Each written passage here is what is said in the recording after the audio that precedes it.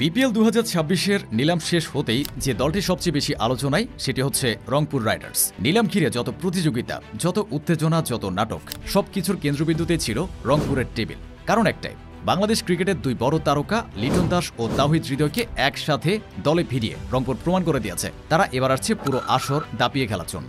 Cricket বিশেষজ্ঞদের মতে এই দুই ব্যাটসম্যানকে দলে টানা রংপুরের এই নিলামকে করেছে সবচেয়ে সফল। আর পুরো টুর্নামেন্টের শক্তির ভারসাম্যটাই যেন এক ধাক্কায় বদলে দিয়েছে। রংপুর রাইডার্স নিলামের আগেই তাদের ভিত্তিটা শক্ত করে রেখেছিল।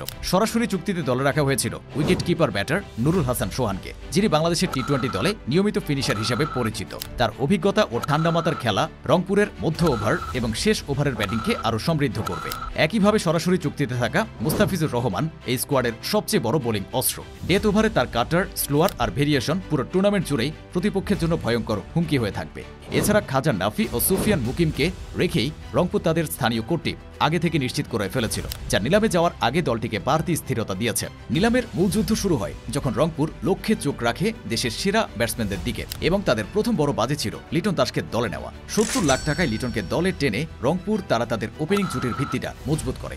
আন্তর্জাতিক টি-20 ও বিপিএলে তার অভিজ্ঞতা, পাওয়ার প্লেতে দ্রুত রান তোলার দক্ষতা আর চাপের মুহূর্তে ওপেনিংয়ের টেম্পো ধরে রাখার ক্ষমতা দলটির ব্যাটিং অর্ডারে নতুন মাত্রা যোগ করবে। এরপর আসে নিলামের সবচেয়ে আলোচিত মুহূর্ত, তাওহিদ হৃদয়কে নিয়ে ৯২ লাখ টাকার বিশাল অঙ্কে রংপুর হৃদয়কে দলে নেয় এবং এই সিদ্ধান্তে রংপুরের ব্যাটিং লাইন আপ হয়ে ওঠে বিপিএলের সবচেয়ে ভারসাম্যপূর্ণ ইউনিটগুলোর একটি। হৃদয় গত ২ মৌসুম ধরেই দেশের সবচেয়ে ধারাবাহিক পারফর্মারদের একজন। বিশেষ করে মিডল অর্ডারে তার পাওয়ার, গতিরোধ ভাঙার ক্ষমতা এবং বড় ম্যাচে দায়িত্ব নেওয়ার মানসিকতা রংপুর রাইডার্সকে এক নতুন উচ্চতায় নিয়ে যাবে। এই দুই তারকাকে দলে পাওয়ায় রংপুরের ব্যাটিং স্কোয়াডের গভীরতা আরও বেড়ে যায়। যখন নিলাম থেকে তারা দলে নেয় নাহিদ রানাকে ৫৬ লাখ টাকায়, যিনি গত মৌসুমে বল হাতে আলোড়ন তুলেছিলেন। একই সঙ্গে ৪২ লাখে নেওয়া রকিবুল হাসান স্পিন বিভাগে বাড়তি শক্তি যোগ করবেন। আলিস আল ইসলামকে ২৮ লাখ টাকায় নেওয়াটা ছিল রংপুরের কৌশলী সিদ্ধান্ত। টাইট বোলিং, ভেরিয়েশন এবং পাওয়ার প্লে কিংবা ডেথ যে কোনো জায়গায় তাকে ব্যবহার করা যাবে। পেস বিভাগে শক্তি আনার জন্য তারা দলে নিয়েছে মৃত্যুঞ্জয় চৌধুরীকে ১৮ লাখ টাকায়। একই দামে নাইম হাসানকে নিয়ে স্পিন অ্যাটাকেও আরও গভীরতা তৈরি করেছে রংপুর।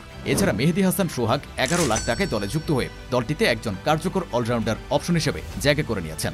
একই সঙ্গে ৩৫ লাখ টাকায় দলে নেওয়া হয়েছে অভিজ্ঞ মাহমুদুল্লাহ রিয়াদকে। তার অভিজ্ঞতা, নেতৃত্ব গুণ, বড় ম্যাচে পারফর্ম করার ক্ষমতা এবং শান্ত মাথার সিদ্ধান্ত সব মিলিয়ে তিনি রংপুরের মিডল অর্ডার ও ডেথ ওভারের ব্যাটিংয়ে বড় স্তম্ভ হতে পারেন। এছাড়া আব্দুল হালিমও ১১ লাখ টাকায় স্কোয়াডে জায়গা করে নিয়েছেন এবং তিনি হবেন দলের জন্য বিকল্প পেস বোলিং অলরাউন্ডার। বিদেশি খেলোয়াড়দের তালিকায় রংপুর খুব হিসেবে সিদ্ধান্ত নিয়েছে। $১০,০০০ তারা দলে ভিড়িয়েছে এমিলো গে এবং একই অঙ্কে নিয়েছে মোহাম্মদ আকলাককে। দুজনে টি-20 ফরম্যাটে পরিচিত। দ্রুত রান তোলা, স্ট্রাইক রোটেশন আর লো অর্ডারের শক্তিশালী হিটিং, এসব ক্ষেত্রে এই দুই বিদেশি খেলোয়াড় রংপুরের স্কোয়াডে গুরুত্বপূর্ণ ভূমিকা রাখতে পারেন। সব মিলিয়ে রংপুর রাইডার্স এই নিলামে শুধু নামেই নয়, শক্তিতেও নিজেদের সেরা দল হিসেবে প্রতিষ্ঠিত করেছে। টপ অর্ডারে লিটন ও হৃদয়ের আগমন, মিডল অর্ডারে রিয়াদের অভিজ্ঞতা, ডেথে মুস্তাফিজের অস্ত্র, সাথে ব্যাট বল দুই বিভাগেই গভীরতা। এসব বিবেচনায় বিশ্লেষকরা বলছেন রংপুর রাইডার্স এবার বিপিএল এর সবচেয়ে ভারসাম্যপূর্ণ, শক্তিশালী এবং আগ্রাসী দল, যাদের লক্ষ্য কেবল একটি শিরোপা।